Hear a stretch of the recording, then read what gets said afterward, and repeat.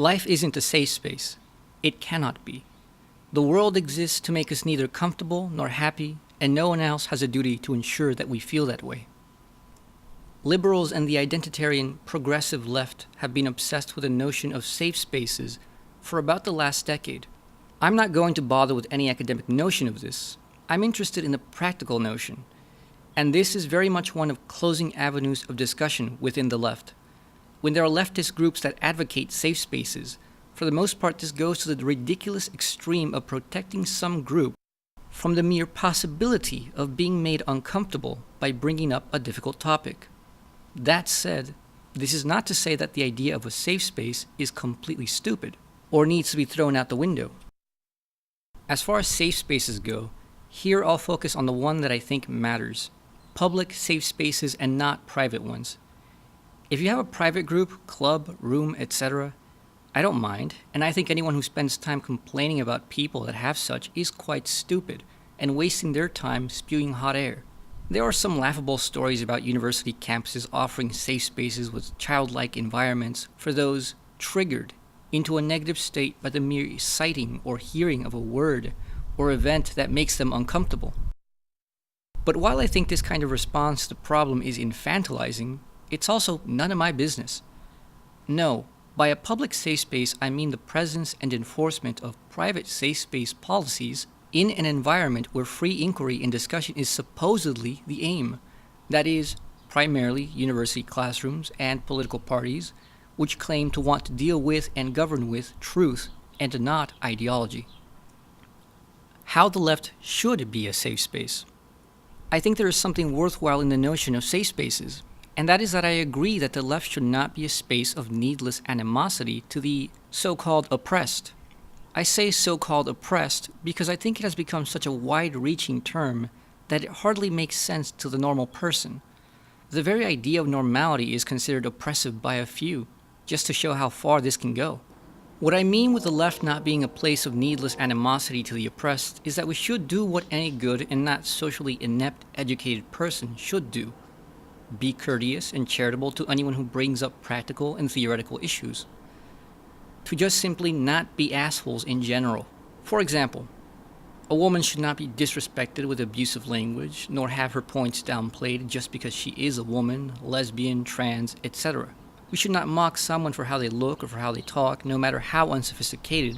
I would go so far as to say that even the more interesting individuals with lifestyles, manners, and ideas on the edge of social acceptability within the party deserve our respectful ear. Within reason, of course. Likewise, someone religious should not be needlessly insulted or mocked for holding religious beliefs along with or even underlying their politics. A left organization is not a place for immature shit like rape jokes, calling people fags just because it's some stupid tradition, casually calling women bitches, calling trans people mentally ill, mocking the disabled, and so on. These aren't points that are anything extreme or surprising.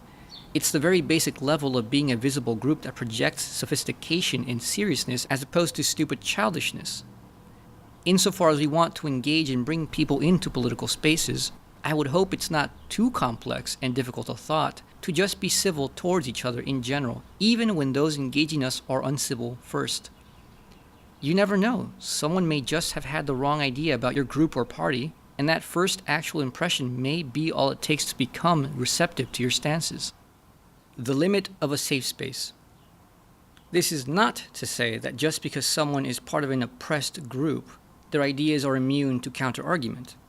This is where the idea of a safe space goes beyond reason.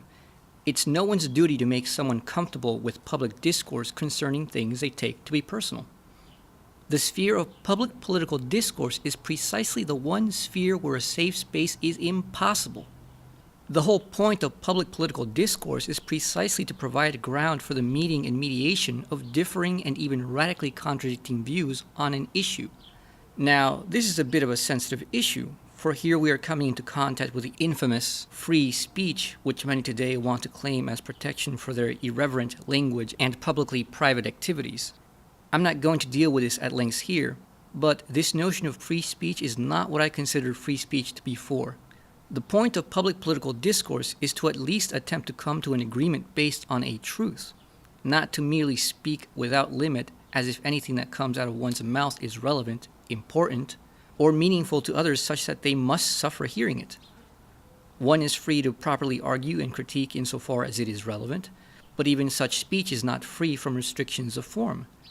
That is, there are acceptable and unacceptable forms of communication even to legitimate questions.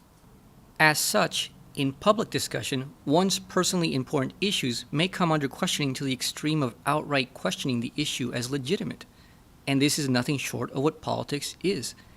Yes, we have personally urgent problems, but in a temporal world with finite time, resources, and subjects with finite attention, we must prioritize some things. All things can be worked on to some capacity all the time, but there is only so much that can dominate social consciousness at one time. It is by nature of differences that politics exist in the first place, and to think that difference, regardless of whether it is a rational one or not, should be avoided at all costs by the individual, because it may make them feel bad, is just denying the reality of difference and contradiction that arises in any free society. Discussion of whether your issue is an issue towards which others in society have any duty to do anything about, whether it is an issue as you think it is, and not in some other way, and for some other reason, none of this is off the table in public discourse. It is no one's duty in life to tiptoe around anyone as if they were grandma's precariously placed antique glass vase. This is not to say that everything that comes up in public discourse is morally or rationally acceptable. For example, the issue of whether black slaves were genuinely human or not is not a question that is in any way defensible. Nor is it any more an acceptable question whether non-heteronormative persons deserve legal protections against discrimination. That said, we cannot ignore that these were historical issues that came up, irrational and morally reprehensible as they are, and we cannot ignore that these issues were ultimately not solved by moralizing the problem and making the oppressors realize their error and shut up. As much as one wishes that public discourse was actually rational, let's be real here. It currently is not, and it's not about to change even with a revolution happening. Yes, you will get very angry and frustrated. Yes, you won't get immediate satisfaction. Yes, despite being right, you will be told by many you're wrong, deluded, and that your issues are not real. Be a rational adult and deal with it by working with what you're given in actuality, not with stupidities like expecting those against you to just realize the error of their ways and stop oppressing you. Yes, the oppressor has moral responsibility, but clearly they don't care. So what are you going to do about things with that consideration in mind? You can't sit in a safe space with allies who only pay sympathetic lip service but are unwilling to step into public discourse and face the music of tense, open social contradiction. This is not all to say that if you are in an organization where certain things are already done and decided by those already part, such as a party line on standing for LGBTQ issues, that some random new person must be allowed to bring up constant questions on why such a stance should not be otherwise. In such a case, one should try to calmly educate them to one's position, and if that fails, by all means, kindly yet firmly, ask them to leave. That, however, is in the function of what I consider a return to the private space in the form of established social groups of particular interests. The problem of the public space where contradictions meet is merely kept at bay by one step again, and often that is keeping things at bay for rather short times. We all should be well aware of party politics and the game of the professed and actual party lines, with tendencies that come to clash. Infantilization. One cannot expect moralizing rhetoric to have any effect on the oppressor. The real political sphere, and by extension the real public sphere as a whole, cannot ever be a safe space when oppression is a real condition of existence. In order to engage in real activity to change things, one must engage the sphere beyond one's comfort and physical safety. Safe spaces in this sphere aren't only impractical, they're outright impossible. If someone is incapable of leaving comfort and safety to engage in struggle, they have no future gains they can make unless someone else steps in to struggle and advance for them. To this end, individuals who get triggered are not capable political agents. We should indeed have sympathy for these individuals, but should we be treating them like children? Surely a person in university of all institutions who is entering into adulthood should have the mental capacity to grapple with their problems in ways which can actually be taken into the real public world, where no such coddling will exist. Just as one's family support cannot be there to protect from what happens at the workplace or at a public park, a safe space and the people it provides cannot be there to save one from the reality that there is contradiction beyond it. One must become capable of facing these contradictions, or one will be overrun by the opposing force when contact is finally made in the real public space.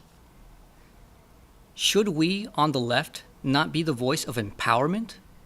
Shouldn't we be against this infantilization which the liberal progressives are pushing forward, an infantilization of the mind and psychological capacity which seems to drive individuals to a dependency on a group of yes men and women who never contradict them? This new culture where despair and strife are considered anathema to be avoided, where we must do all we can to protect ourselves and others from ourselves, as if the individual is a paper cutout which is destroyed by a passing wind. This culture is utterly the opposite of the left's old vision of freedom. Now, are there people who really are incapable of dealing with the harsh reality of contradiction? Of course. These people are victims of mostly quite traumatic life events, and they don't deserve any ill treatment. But even these people should receive the best of our consideration, rather than our giving up and treating them as hopeless and hapless children. The left should be empowering.